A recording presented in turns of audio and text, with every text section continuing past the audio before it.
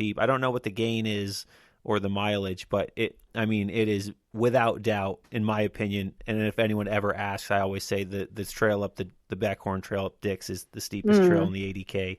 And after having already done Colvin, Blake, Nippletop, Dial, and the Bushwhack over there, that's a tough mile to go up. So now you're on top, you're up there, you're on top, and once you're on top of the Dix Range, it is also a kind of a cruiser.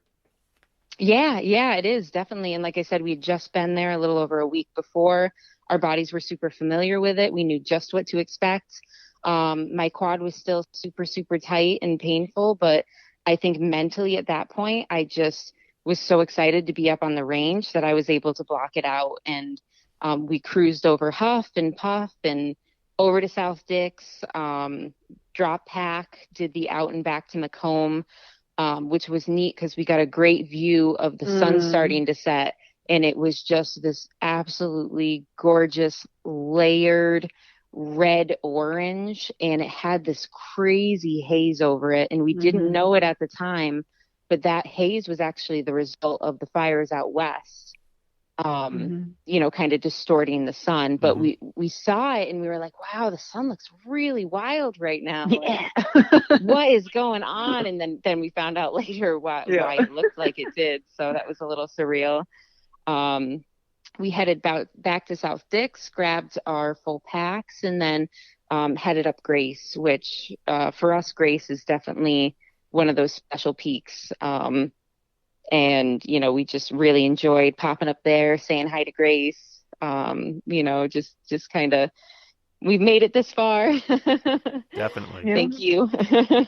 And then from there, we made our way down to the Upper Boquete River tent site, which I know Bethany has spent a lot of time there with her husband, Andy. So that was really cool to kind of be back in that spot, kind of her stomping grounds there. Yeah. Love the Boquete. Yeah, and that's a big day, and at this point, that's like the last big day. So at this point, were you guys feeling confident, or were you still kind of your quad is hurting, Katie? So were you kind of feeling like you can start to see the finish line, knowing you're in like the final batch of peaks, or were you kind of feeling like, crap, I still have the final batch of peaks? No, I think we were cautiously optimistic. Yeah.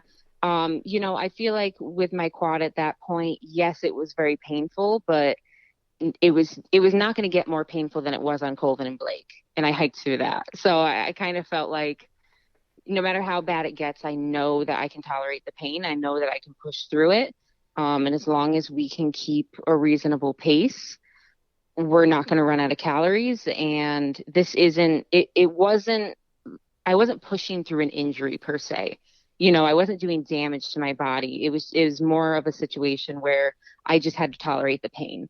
So I wasn't trying to be a hero. I just had to keep pushing through it. So I definitely saw the finish line a little bit, but again, we had seen the finish line a little bit on some previous days, and then we got hit with a few things that made us stumble. So we didn't want to be, too optimistic. But you're definitely kind of, at the barn door at this point. Sure. Yeah. And I think I was probably a little more cautious than Katie, but some of this is like, I found out so much about Katie on this hike and all she can endure. And because even starting day 6, I just had this fear in me that like Katie's going to just look at me and be like, I'm done. Yeah, I don't want to do this anymore. It hurts too much. And I would totally understand that. And I wanted her to feel comfortable with that too. Like, I never wanted her to be in so much pain that she couldn't enjoy it. And so I think on day 7, I felt good most of the day, but there were also moments where it's like I could sense her pain, and I did wonder if it was just going to keep getting worse, or if it was going to stay the same.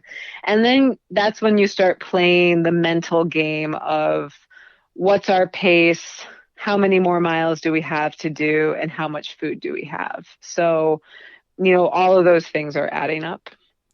Definitely. And day 7 on tap. So you ended out at the Boquete River in your tent, and then day 7, so you walk out to Route 73, cross the street, and then you have for the day Giant, Rocky Peak Ridge, Big Slide, then the bushwhack over to Porter, and then Cascade.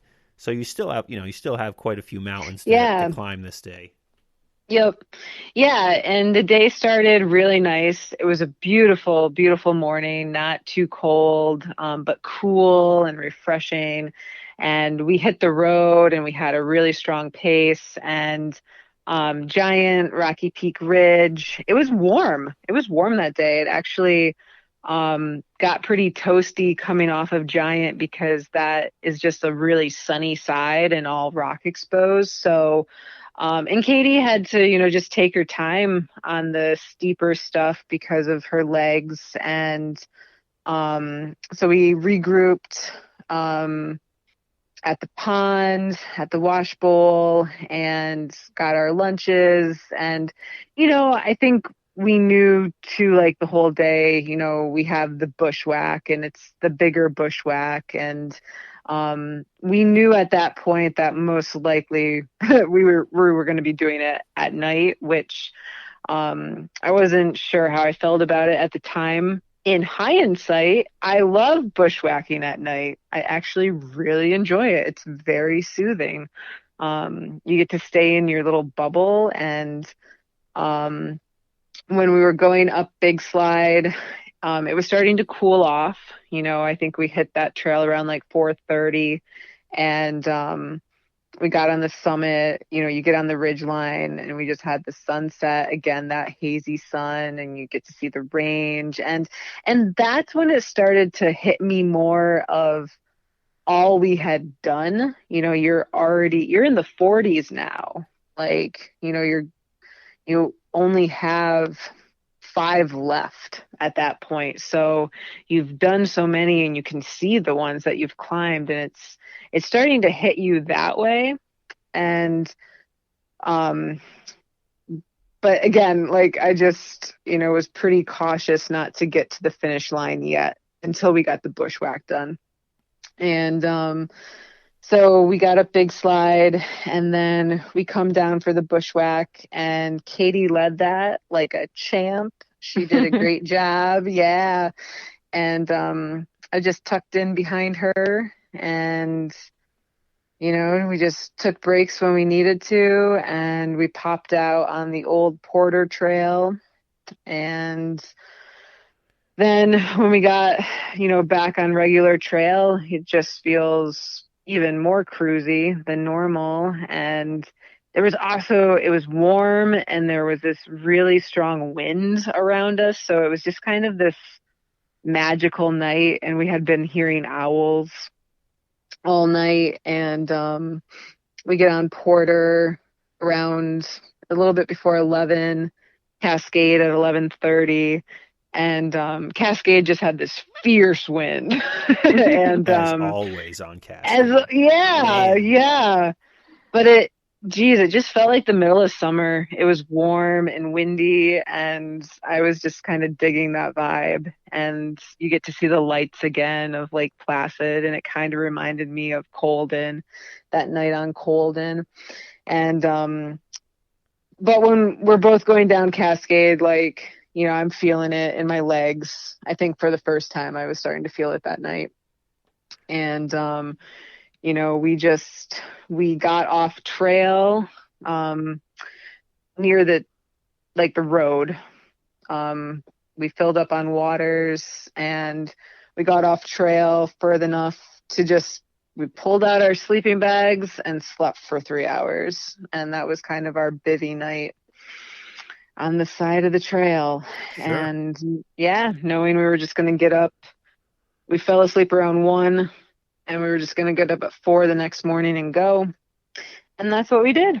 Cool. Yeah, at that point, there's obviously nowhere really to camp, so you just went 150 feet off trail per the rules. In case you're wondering how far off trail you have to go, 150 feet. Yeah. And they didn't camp on the summit, so take note, people. Don't camp on the summits over here. No, don't do that. No. But, so at this point, you are now 44 peaks in of Yeah. 46, and tomorrow is Whiteface and Esther.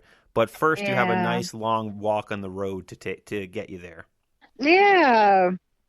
Yeah, and it was nice. Like a lot of people have said to me, "Oh man, that last road walk, that must have been rough." But you know, when Loved you've it. been, yeah, when you've been going over roots and rocks and scrambling and you know, we love all that stuff, but your body's pretty fatigued at that point. So the fact that we could just mindlessly walk on flat road Mhm.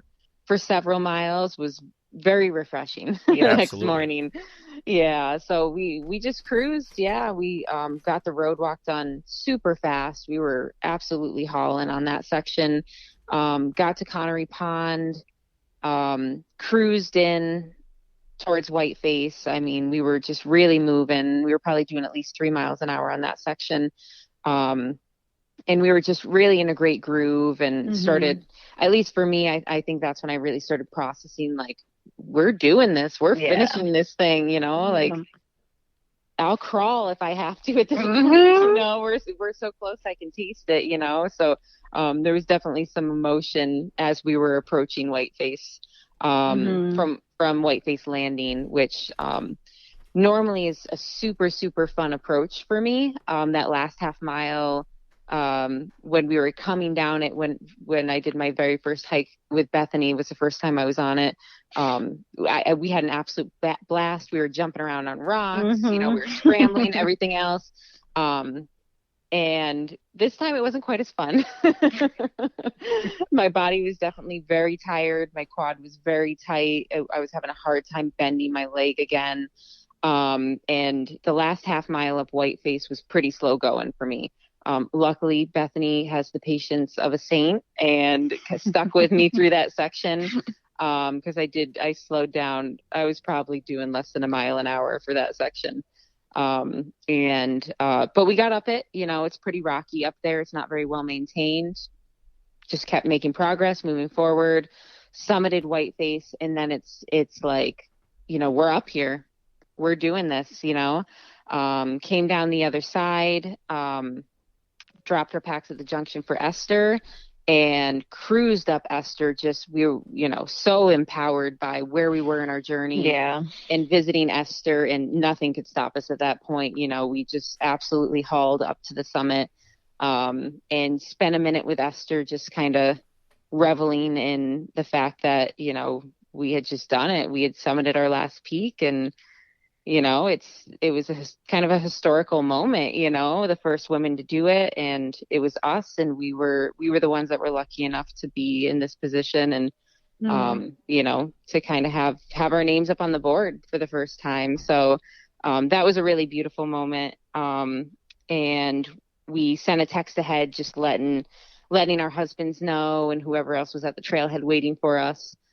Came back down off of Esther, and then of course you have that really, really fun steep descent of Marble Mountain Of between course. you and the trailhead. Yeah. Yeah. And at this point, both of my quads had decided that their least favorite thing in the world was descending, especially steep descent. So yeah, we just kept going, kept pushing through the pain, and got down nearly to the base and ran into T-Max. He was there to greet us and try to tempt us with some Oreos to cancel out our unsupported attempt, which we did not accept.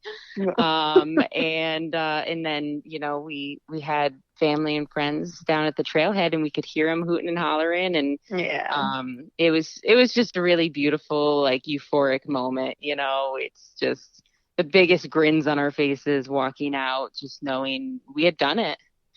Yeah. So It's a big thing too that you're not crawling out at the end. You're walking out with your head high, with confidence. That's a big thing. I mean, even if you crawled out, still absolutely amazing feat. But to walk out, smiling, feeling good, that's a big deal. Yeah, absolutely. Very fitting too. Even though I know how the trail and how the routes tend to go, but it's very fitting for you both to finish on Esther as well. Yeah. It was awesome just how the route played out, and It's always been a special mountain to me. I love the plaque up there, and knowing it was climbed by a young teenage